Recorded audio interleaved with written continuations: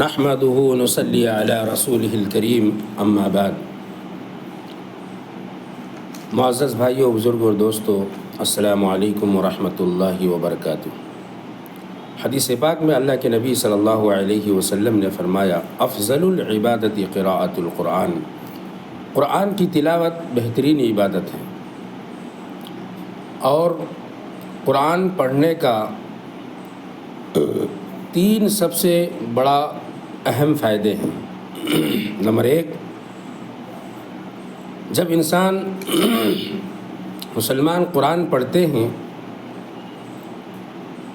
تو سب سے پہلے قرآن جو پڑھتے ہیں تو ایک حروف پر پڑھنے والے کو 10 نیکیاں ملتی ہیں، اور جو سماعت کرتے ہیں، جو سنتے ہیں، اس کو 1 نیکی ملتی ہے۔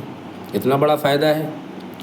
اور دوسرا فائدہ قرآن پڑھنے کا یہ ہے کہ اس کا دل کا زنگ صاف ہوتا ہے۔ دنیا کے چیزوں سے دل کو سکون اور اطمینان نہیں ملتا، بلکہ قرآن سننے اور قرآن پڑھنے سے دل کو سکون اور اطمینان ملتا ہے۔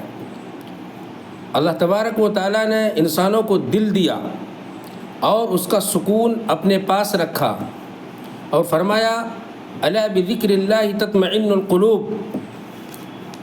قلوب کا سکون تو اللہ کے ذکر میں ہے، اللہ کے کلام میں ہے، اس کا سکون اللہ کے ذکر میں ہے۔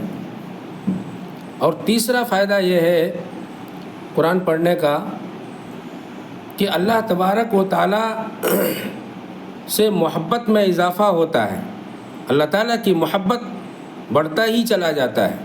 اسی لیے قرآن پڑھنا چاہیے، قرآن پڑھنے کا عادت ڈالنا چاہیے، کیونکہ جس جگہ پر، جس گھر میں، جس مکان میں جہاں انسان گزر بسر کرتے ہیں، وہاں قرآن کریم کی تلاوت کرنے سے، نماز پڑھنے سے، اللہ کی ذکر کرنے سے برکتیں آتی ہیں، اور جہاں قرآن کریم کی تلاوت نہیں ہوتی ہے تو وہاں برکت نہیں ہوتی ہے۔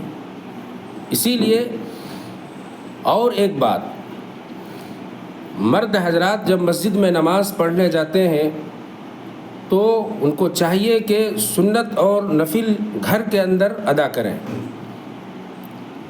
یعنی تو سنت بھی اگر ادا کر لیے تو گھر سجدوں سے آباد رہے گا، وہ گھر کبھی قبرستان نہیں بن سکتا، اور وہ جگہ قبرستان ہے جہاں پر سجدہ نہیں ہوا کرتی ہے۔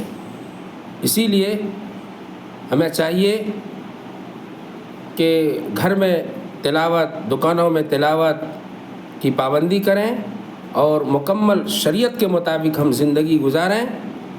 انشاءاللہ تبارک و تعالی اللہ رب العزت کی ذات سے ہمیں امید ہے کہ ہم دونوں جہان میں کامیاب ہوں گے انشاءاللہ۔